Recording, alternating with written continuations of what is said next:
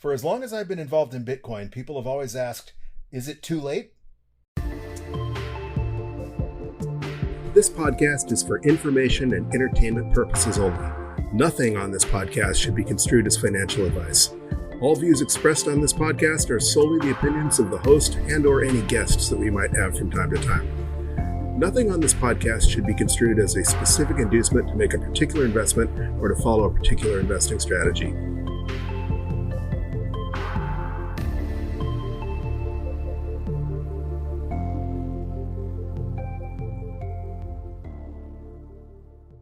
Hello, you sexy sat stackers, and welcome to the latest episode of the Bitcoin Bulletin Podcast. Today is a special episode, and it is inspired by something that I saw in an article, actually by the comment section of an article. And basically that led me into it reminded me that for the entire time I've been involved in Bitcoin, people are always asking, are we early? Are we still early? Am I too late?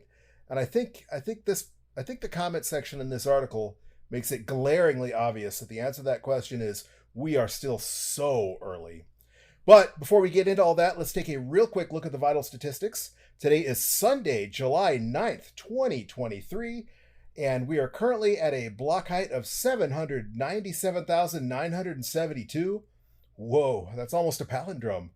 That's almost a palindrome block. That's almost 797. So we're only 7 blocks away from block 7979. Correction, we're only 7 blocks away from block 797979.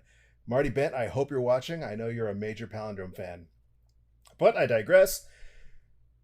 Bitcoin is currently ringing in at a US dollar value of $30,310 per Bitcoin, or a rate of 3,299 sats per dollar. And TikTok next block, we are now only 42,028 blocks away from the next halving. As you know, the miner reward that miners receive for finding the next block is cut in half every 210,000 blocks. That halving next occurs at block 840,000, and that's currently estimated to take place on April 20th, 2024. That's a day sooner than it had been for the last 5 weeks. The estimator I'm looking at was estimating it was going to take place on April 21st. So if Elon Musk gets his way, it will happen on that 420 day. A lot of people are obsessed with that number 420. So if the halving takes place on April 20th, maybe that'll give them some extra special significance. Bitcoin has a current market capitalization of $588.8 billion, up about $1 billion from where it was on our DCA Wednesday episode last week. And for those of you who still value your wealth in shiny yellow rocks, it will currently cost you 15.9 ounces of gold to buy just 1 Bitcoin, just under a full pound of Peter Schiff bucks to purchase just 1 Bitcoin. And as I keep mentioning, if you are a gold bug and you want to convert some of that or all of it into Bitcoin, that window is closing. Well, that window will never really close. You can always convert to Bitcoin later, but you'd get Bitcoin at the price you deserve. And right now that price is 15.9 ounces. And, gold is trending to zero in Bitcoin terms. The price of gold is up a little bit as far as the US dollar value is concerned. But as far as Bitcoin is concerned, it's been trending to zero ever since Bitcoin was created. For those of you who value your wealth in pizza, 1 Bitcoin will currently purchase you 1,695 large pepperoni pizzas from Papa John's. That's more than pizza a day. That's 1 pizza a day for more than 4.5 years. A heck of a lot of pizza.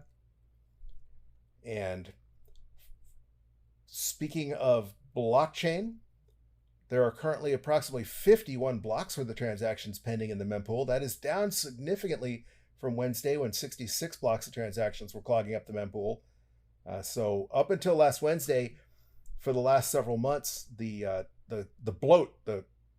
transactions building up in the mempool, mostly caused by those ordinals and inscriptions that were glomming on to the Bitcoin blockchain, tying up the Bitcoin mempool, had been trending down. And then last week, for some reason, they spiked up to 66 blocks worth of transactions, but that's back down to 51 blocks worth of transactions. Of course, it is a Sunday, and on-chain activity tends to be a little bit lighter on weekends than it does during the weekdays. So I guess we'll find out on Wednesday when we do our DCA Wednesday episode whether the mempool bloat is clearing finally, or whether it's trending back up. And speaking of mempool bloat, if you want to do an on-chain transaction, if you want to have a transaction included in the very next block, Clark Moody's dashboard is estimating a SAT per VByte fee of 12 cents per VByte to guarantee that transaction is included in the next block.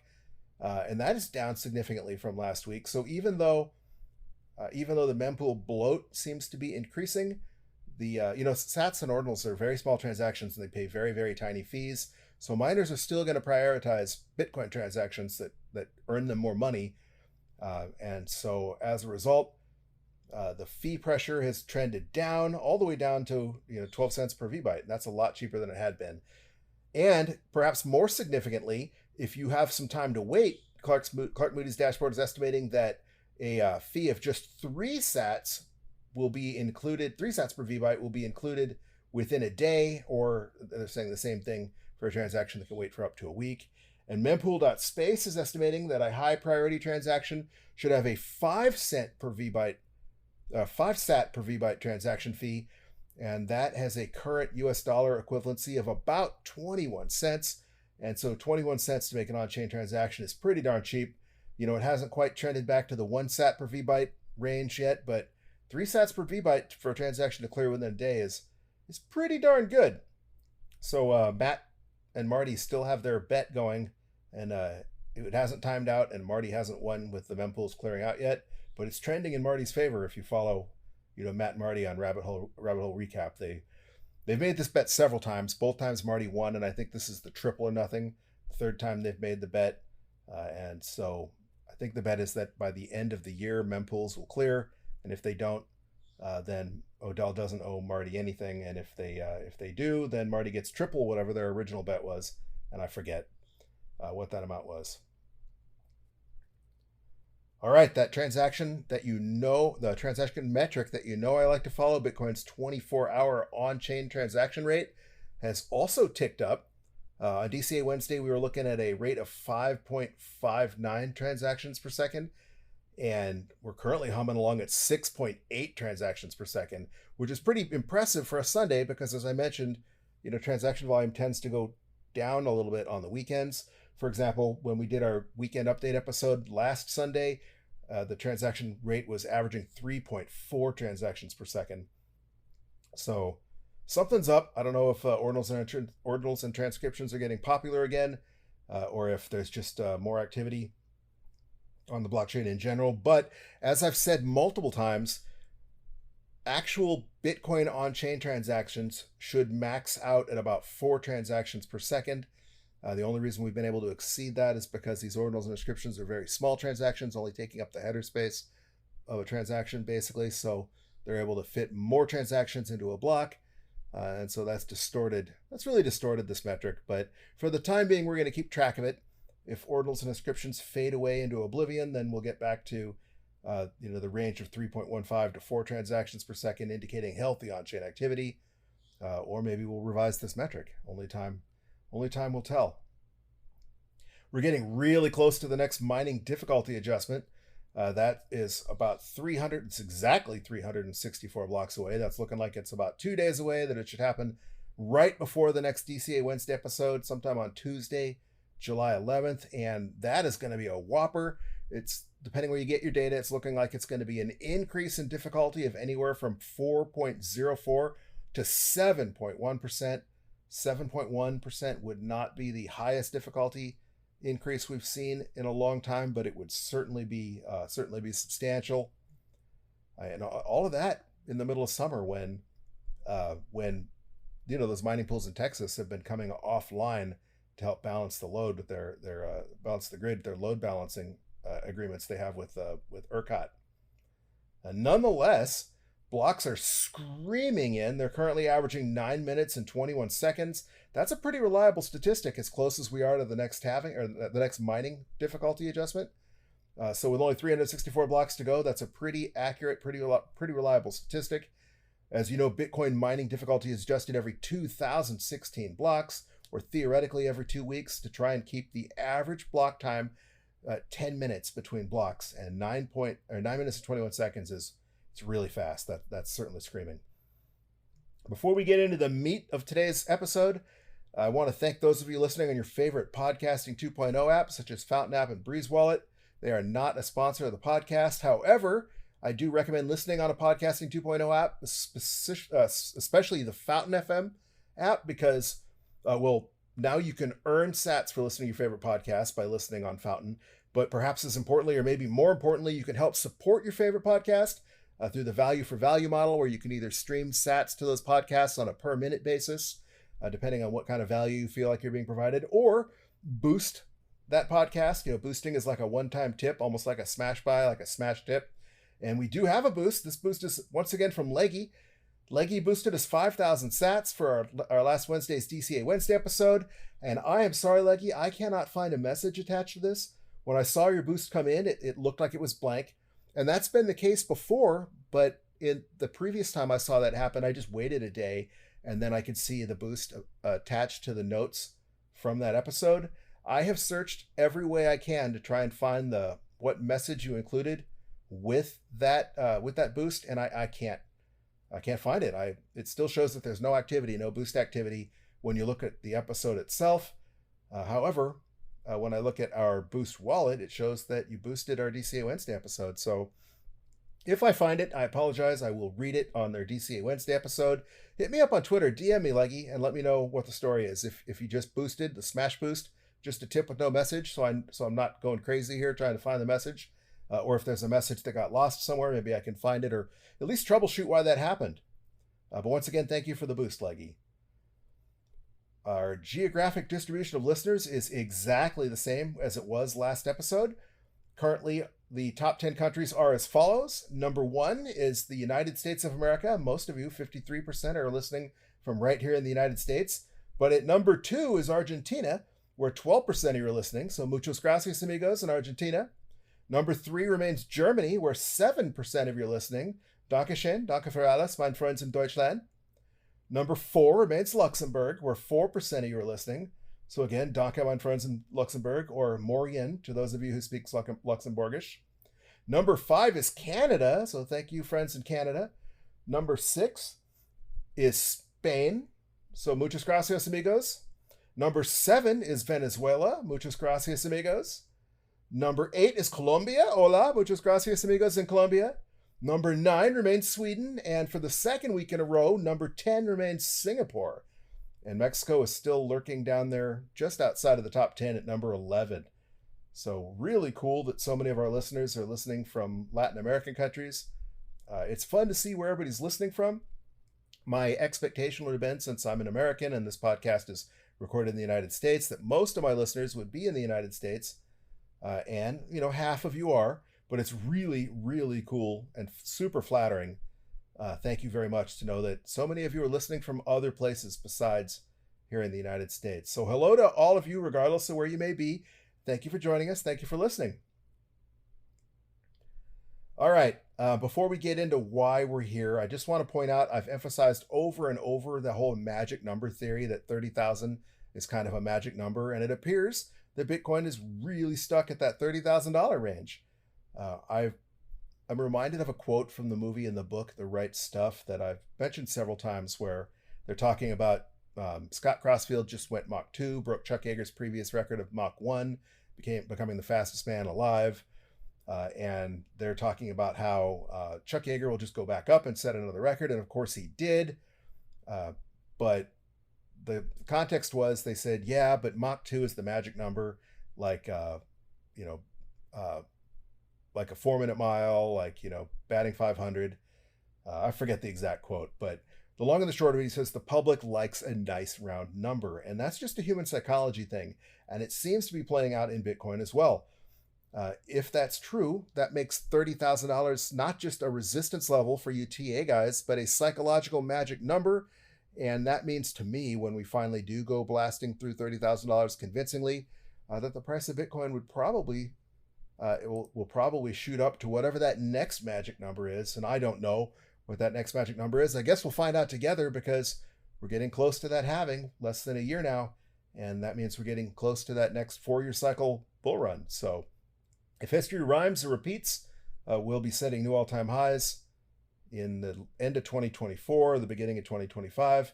But along the way, of course, every Wednesday we do dollar cost average into Bitcoin. We've been stacking sats every Wednesday on our DCA Wednesday episodes, and we'll continue to do that. All right, on to the subject, on to the meat and potatoes, the heart of the matter. Are we early? This episode was inspired by an article I read in Fox Business on Friday. It was posted Friday, July 7th. The article is entitled "Tom Brady Lost $30 Million After FTX Collapse Report." And a lot of people have been pointing out that apparently the FTX FUD is back in the news. I forget who posted it on Twitter and on Nostr. One of you out there posted that something along the lines of, when Bitcoin's doing well, the price is doing well, there's nothing out there going wrong with Bitcoin, time to roll out the FTX FUD again. And they did. And they weren't referring to the Fox Business article, they were referring to the New York Times. But, you know, the media has been coordinating their headlines and their fear-mongering, at least for the last couple of years. That's become blatantly obvious with all the memes that are out there, stringing together all the headlines from every different news station they can come up with across the country, where they basically say word for word the exact same thing. And they're kind of doing that again here, bringing up the FTX FUD. That is not what surprised me about this article, though. What surprised me was the comment section. Reading the comment section, you realize just how early we are. I mean, literally every fiat myth there is spouted as fact in the comments. Nobody seems to understand what Bitcoin is, and almost everyone thinks that FTX was a scam because of Bitcoin, not because SBF was stealing customer funds, not because FTX was a fraud, that it was a scam, that SBF was taking this money and spending it on real estate and donating to politicians, but because Bitcoin somehow collapsed and that Bitcoin or crypto or whatever was the heart of the scam, not the fact that FTX was just a Ponzi scheme. Well, one of the first comments is from somebody named Shepboy in the comment section. It says, "Mistake number one, investing something that doesn't really exist. All it is complex code." And of course, right under that, someone said, "I agree. Can't feel bad that they lost their monopoly money." Something that doesn't really exist. I can only assume that these people think that the US dollars is still backed by gold. You know, there are studies out there that show that the majority of people still think that there's $1 worth of gold for every dollar locked in Fort Knox in Kentucky. Something that hasn't been true since at least 1971, more than 50 years. You know, the dollar is something that doesn't really exist. Sure, physical dollars exist. They're little pieces of paper, but the paper that a $20 bill is printed on is worth exactly the same as the paper that a $1 bill is printed on, or a $1,000 bill, or whatever denomination of the bill. It's just a representation of the US dollar. And most people don't use dollar bills. I mean, I can't even think of the last time I opened my wallet, took paper money out and used it to pay for something. You know, people use their debit cards, they use their credit cards, they use Apple Pay, you know, if they're paying with fiat. They use everything but US dollars. Think about how little you actually use paper US money for. And then when you think of the largest transactions, like, you know, if you invest in anything, like if you purchase money on Cash App or any exchange, you didn't take paper dollar bills and give them to Coinbase or Cash App. You made an electronic transfer from your bank account. Just numbers. Something that only exists as far as a database in computer code. Exactly what this person's accusing Bitcoin of being. You know, all it is a complex computer code. Well, first of all, Bitcoin is a very complex computer code, kind of, but this is a feature, not a bug. More importantly, Bitcoin is not just a code. Bitcoin is a network. Bitcoin is a new financial system. You know, Bitcoin is stated in the white paper as a peer-to-peer electronic currency, but Bitcoin itself is, you know, it's a network. It's a protocol. It's thousands, tens of thousands of individual computers running this complex code. It's kind of like saying, you know, all you are is billions of brain cells. Well, yeah, maybe your personality, your thoughts, your everything comes to life through billions of brain cells working symbiotically together. Kind of like, you know, a jellyfish is thousands and thousands of individual organisms making up one thing. But that's not the point. You don't say all that really is thousands of individual organisms. You say that's a jellyfish, or that's a school of jellyfish. Do jellyfish swim in schools? I can only assume they do because fish is in the name, right? I digress. back to the subject at hand. For this comment, those two comments to have any merit, first of all, it would have to revolve around Bitcoin being the essence of the scam, that Bitcoin was some new scam, and that the failure of Bitcoin is what caused Tom Brady to lose their money. This is obviously not true. The reason Tom Brady lost his money is because he gave it to Sam Bankman-Fried, and Sam Bankman-Fried stole it.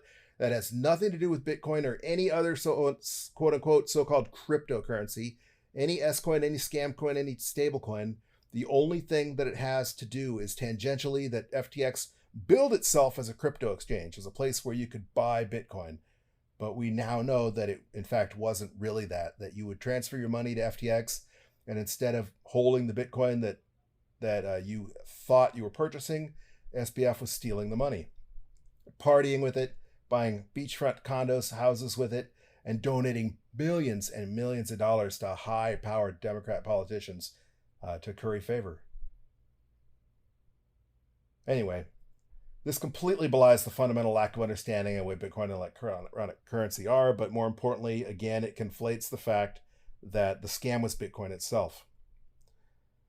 But perhaps as importantly, by saying that Bitcoin is just a complex code, that Bitcoin is just a computer, it doesn't really exist, and this is something weird, something new, I guess it's ignorant of the entire history of what led us to Bitcoin. Bitcoin wasn't the first attempt at an electronic currency. David Chaum was credited with introducing the idea of electronic cash a long time ago. I guess he invented the concept of what a blockchain is in his doctoral dissertation at the University of California, Berkeley in 1982. Chaum was later credited as the inventor of secure digital cash when he wrote another paper in 1983, which introduced cryptographic blind signature primitives. He later went on to found DigiCash in 1989. After David Chaum's DigiCash, eGold became the first quote-unquote internet money to be widely used. It started in 1996, and it had several million users before it was eventually shut down and squashed in 2008 by the US government. And these weren't the only attempts at an electronic cash, and what made them fail wasn't the fact that they were imaginary, that they were just complex code, that they weren't backed by anything, that they didn't really exist. What made them fail was that they were centralized. For example, with eGold, the US government had someone they could go to and they could say, shut it down. And that's the real breakthrough. With Bitcoin is the decentralization, the trustlessness nature of Bitcoin that Satoshi Nakamoto, the big breakthrough Satoshi Nakamoto was able to make when he invented Bitcoin. But I digress. The next comment on this article is cryptocurrency, AI, electronic voting. Oh boy, I added the oh boy. Social media censorship. We have definitely entered the age of digital manipulation. This moron combines a whole lot of unrelated concepts and said, oh, all of this is just computer related, so, that's the problem. It's all just digital. It's digital manipulation. Once again, alluding to the false belief that Bitcoin or crypto were the cause of the collapse, or that the manipulation of Bitcoin was the cause of the collapse, or the essence of the essence of the FTX fraud was that they were selling Bitcoin and that was the fraud. Obviously, as we discussed, this was not the case. A complete and total misunderstanding, once again, of the entire situation. This next comment is particularly funny. Sorry, not sorry. If you invest in Soap Bubble, don't expect miracles. It's just a matter of time. This particularly struck my funny bone because you can just read. I mean, this guy he probably he thought about this comment long and hard. He wordsmithed this in a manner that I'm sure he thought made him seem very clever, combining a couple of widely held misunderstandings into one of those psychological vampire attacks. If you have listened to any of the other episodes, I've mentioned the concept of a psychological vampire multiple times. And that's kind of the psychological vampire is that person who has no sense of self-worth in their life other than showing you how wrong you are. They don't actually contribute anything other than they go, haha, you're an idiot. I'm so smart because I'm not you. You're the idiot. That's the psychological vampire. And this guy's being a psychological vampire. You're an idiot. You invested in a soap bubble. Haha, kind of thing. Once again, they're conflating the FTX scam with Bitcoin, or at least the cryptocurrency, but they also use that word bubble, alluding to the fallacy that Bitcoin is in a bubble. That Bitcoin's a bubble. It's just a speculative bubble and that it's going to pop. That it did pop, apparently, because FTX collapsed, right? Obviously, Bitcoin didn't pop. Obviously, Bitcoin is not a bubble because the very essence of a bubble is that the bubble inflates till it gets just completely outrageously big, and then it pops. And then that's it. It's over. And Bitcoin has had a bunch of big quote-unquote pops where it's had its big retracement after its blow-off tops, but bubbles don't reinflate. Sure, Bitcoin gets overpriced every time we have that 4-year hype cycle, and then it corrects. That's just the market seeking price discovery. That, however, is not what a bubble is. And then the last comment I want to bring up, I think is particularly juicy because it shows a fundamental misunderstanding of Bitcoin, also showing just how early we are. And this idiot writes, somewhat pretentiously as well, I must say, not quite psychological vampire realm, but still close. Quote, I cashed out my small investment in Bitcoin before Biden was elected. Turned out to be a great move. Don't know if I'll ever buy more, but we will see. As for FTX, that was a scam from the very start. So sad that Tommy lost so much. Brackets, sarcasm, close brackets. Okay, he almost gets it close here, recognizing that FTX is a scam, that it didn't really have anything to do with Bitcoin. FTX was a scam. It just so happened that he was pretending to sell you Bitcoin, but Bitcoin, of course, didn't have anything to do with it, and at least he recognizes that. But here's the we're so early part. The election of 2020 occurred on Tuesday, November 3rd, 2020. On that day, Bitcoin was in the range of $14,000, less than half of what Bitcoin is currently valued at. They cashed out their small investment. Turned out to be a great move. I don't know what kind of moron considers missing out on a 2x gain, which probably was more than 2x. Let's say at 14,000 he cashed out and he had bought at 7, so he already doubled his money. He's a financial genius, right? Well, then he would have 4x'd his money if he'd waited till today. So that would have been the great move, moron. So again, it reminds me of, the people that, it reminds me of two things. It reminds me of the people that say, man, if only I'd bought Bitcoin when I first heard about it, I'd be a millionaire now. And everyone likes to point out, no, you wouldn't be a millionaire. If you bought Bitcoin at $1, when it hit $10, you would have cashed out. You would have made 10x. You would have felt like a genius. And you would have posted stupid things like that turned out to be the greatest decision I've ever made, only to have massive regret when Bitcoin, crashed through $20,000, smashed through $50,000, or even just at the $30,000 where we find ourselves today. So those kind of things really made me stop and reflect and say, we are early. And so oftentimes, there's the Betteridge's law that says any headline that ends in a question can be answered by can be answered no. And in this case, if the headline is, are we early? The answer, according to Betteridge's law, would be no, but clearly the answer is yes. And if you believe in Bitcoin, we're extraordinarily early because you probably believe that Bitcoin will become a global reserve currency, even if it doesn't become the global reserve currency, even if it doesn't become a global reserve currency, you'll believe that it will become more mainstream. Institutions will invest in it like we see they're trying to do if they can get SEC approval. But either way, Bitcoin has the potential to more than 100x from where it's at. Bitcoin to 10x just to have as much money invested in it as people holding shiny yellow rocks, which we've seen Bitcoin is clearly outperforming. So if you don't think the potential for 10x or 100x makes you early, with only a very small fraction of the world actually adopting Bitcoin, then I don't know what to tell you, because we are early. We are not just early, we are so early. All right, one more thing that I came across, and this is something I had archived. I sent myself a mail reminder, and I was going through my sent box trying to find something an email I'd sent someone else completely unrelated, and I saw this. It's a post from September 8th, 2002 by a user I can't look up anymore, and the post itself is archived, but the user at the time was skillfun9297, and on the our Bitcoin subreddit on September 8th, 2022, they posted the title, DCA $20 a week into Bitcoin. Is this even worth it? It's all I can do. I feel like it's not enough to make a difference for my future. Well, as luck would have it, that's exactly what we're doing here at the Bitcoin Bulletin Podcast. We have a DCA Wednesday episode where we DCA precisely $20 a week, and we've been doing it longer than since just September 8th of 2022. Real quick, I digress. For those of you that don't know what DCA is, DCA stands for dollar cost averaging, and it's an investment strategy where you invest your money in equal portions at regular intervals regardless of price. So, for example, just like we do, their equal portion is $20 and their interval is weekly. A lot of people DCA in a lot of different ways.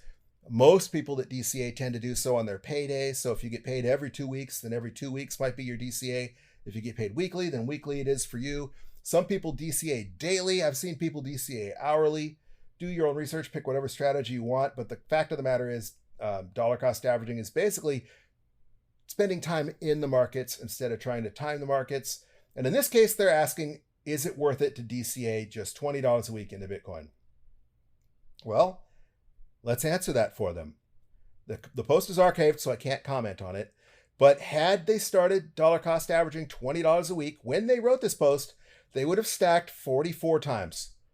That 44 times would have been the equivalent of $880 US, and they would have accumulated a stack of just over 4 million Satoshis. And that would currently be worth $1,212.40. That's significantly more than the $880. And they would have stacked at an average price, an average cost basis of $22,459.56.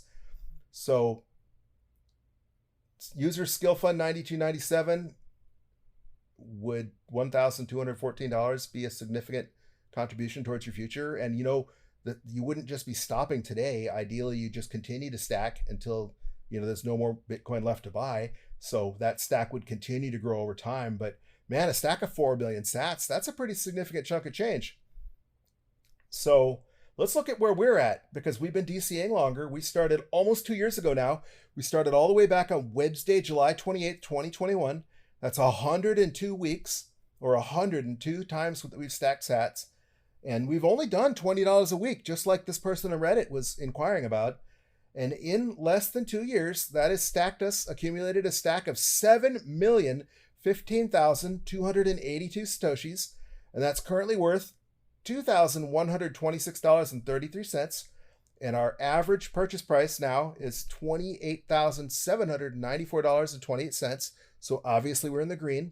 We invested a total of $2,040, and more than 40 of that was fees. We spent about $45 in fees to make that investment, but not even including the fees, we have made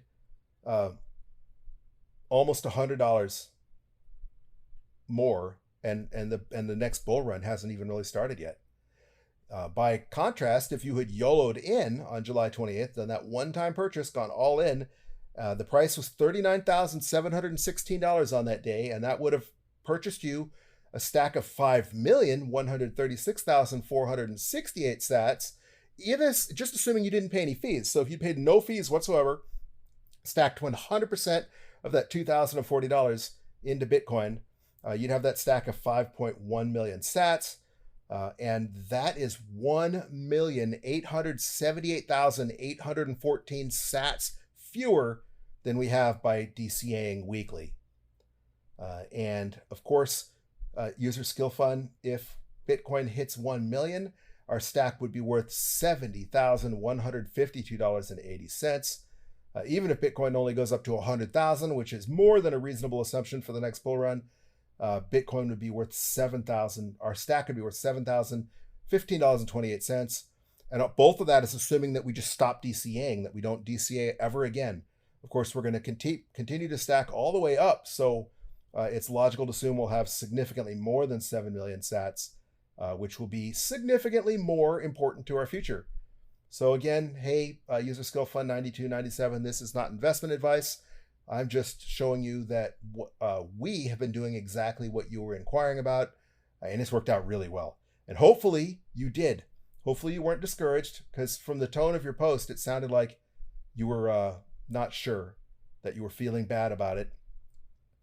I hope you did, and I hope you're feeling vindicated now, because it would have been worth it. And even if that's all you can do, that was better than nothing. And yes, I'm sure, we're all sure that it will make a significant difference in your future.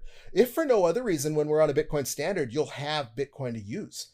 Don't be one of those people that when we end up on a Bitcoin standard, they don't have any, and now you've got to convince somebody else to sell you your sats just so you can be, involved just so you can be involved in the financial system, so you could purchase a cup of coffee or do, whatever, not just invest in Bitcoin, but use it on a day-to-day basis. All right, well, that in a nutshell is why I wanted to do this episode. That silly article in Fox Business, and the questions that that it arose by reading the comment section, that it couldn't help but make me feel like, yes, we are early. Yes, we are so early. But we won't be early forever. I firmly believe that we're going to continue to be early for quite some time. But you get Bitcoin at the price you deserve. And, that's getting more expensive as Bitcoin goes up forever, Laura, forever, as Michael Saylor is so fond to say. So don't be left out. Follow us every Wednesday, continuing next Wednesday. That's going to be July 12th, where we grow that stack together. And until that time, thank you for listening, and keep on stacking those sats, you sexy sat stackers.